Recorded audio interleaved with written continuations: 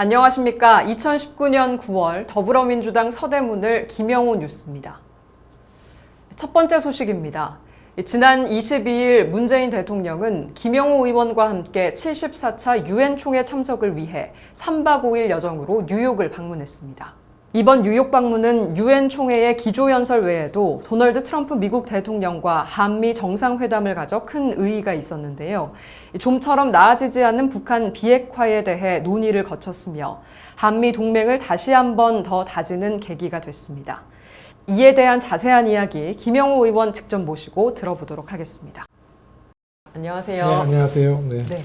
한 달 사이에 더 많이 바쁘신 것 같아요. 네, 이번에 또 특별한 곳에 다녀오셨다고요? 네, 이번에 대통령께서 미국 방문하셨을 때 특별 수행원의 자격으로 대통령님과 미국길을 동행했습니다. 네. 정말 특별한 여정이었을 네. 것 같은데 이 또 짧은 시간 안에 많은 일정을 소화하시느라 바쁘셨을 것 같은데요. 어떤 일정들이 기억에 남으시는지 궁금합니다.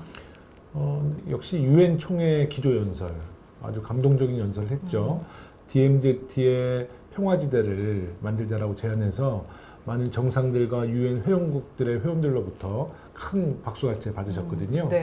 세계인들로부터도 아주 큰 박수 받을 만한 아주 알찬 내용들이 담겨져 있었고요. 또 저희가 미국 뉴욕에 있는 인터컨티넨탈 호텔에서 묵었거든요.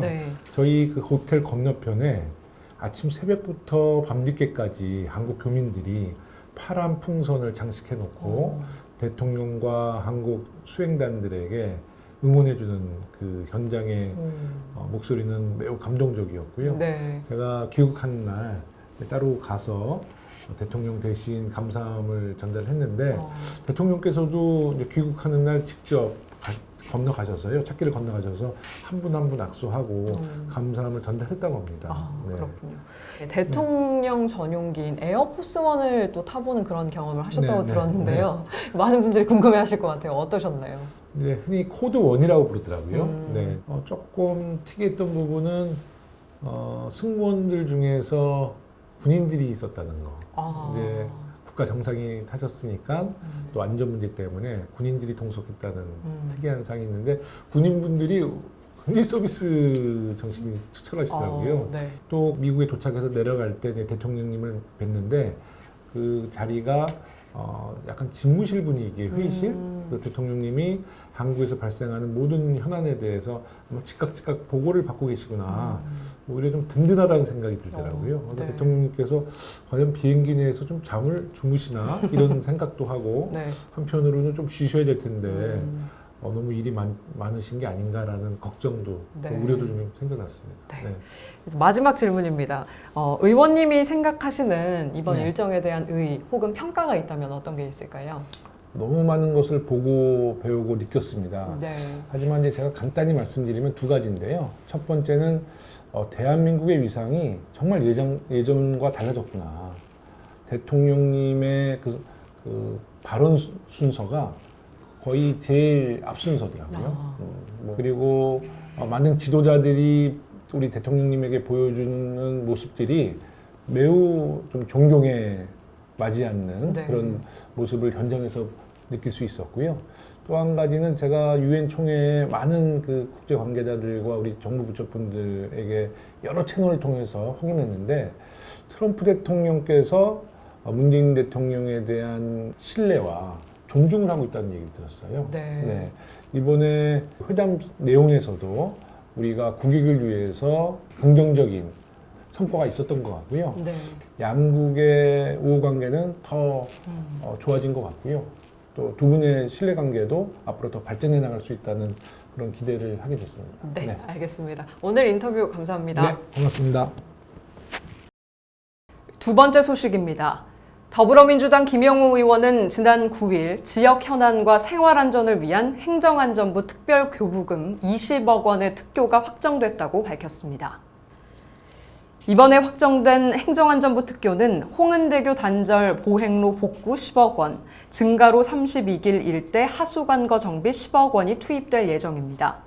홍은대교 인근 도로변에 보행로가 없어 주민 보행 시 사고 위험과 주민 불편이 항상 화두에 오르고 있었으며 증가로 32길 일대 화수관건은 잦은 침수와 악취 역류로 인해 주민들이 불편을 겪고 있었습니다. 이번 특교로 홍은동 지역 일대에 단절돼 있던 도로변 보행로와 하천 진입로를 조성해 주민들의 안전한 보행 환경을 조성할 예정이며 북과자동 일대에는 각종 불량 하수관로를 정비하여 주민 생활 환경 개선에 큰 도움이 될 예정입니다.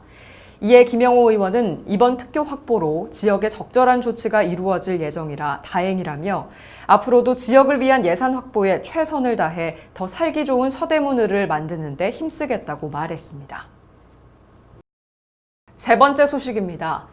2019년 3분기에 접어드는 9월, 국회 파행을 이어온 야당이 결국 새로운 정기국회 일정에 잠정 합의하며 본격적으로 국정감사 시즌이 시작됐습니다.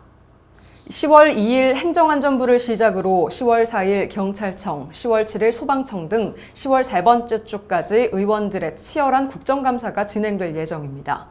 특히 김영호 의원은 작년 국정감사에서 경북 청송군 사과 선물 대납 사건 등 굵직굵직한 이슈로 한국갤럽이 실시한 설문조사에서 국감 활약 민주당 의원과 더불어민주당 국정감사 우수 의원에 선정됐습니다.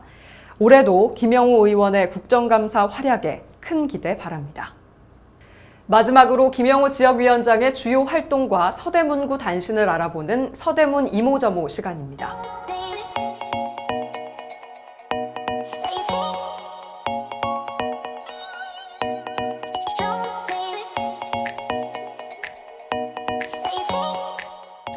지난 9월 5일 서울 경의중앙선 가좌역에 소셜벤처 허브센터가 조성됐습니다.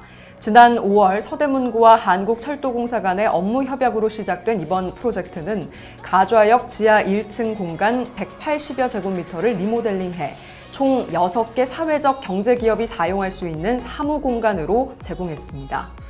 행사에 참여한 김영호 의원은 이번 가좌역 소셜벤처 허브센터를 계기로 서대문구 가좌 지역이 청년 창업 클러스터로 육성되기를 기원한다며 향후 사회적 경제기업을 위한 사업에 노력하여 서대문구 경제발전에 이바지하겠다고 말했습니다. 지난 7일 초속 54.4m의 역대 5위급 강풍을 동반한 제13호 태풍 링링이 한반도 전역을 강타해 전국적으로 태풍 피해가 속출했습니다.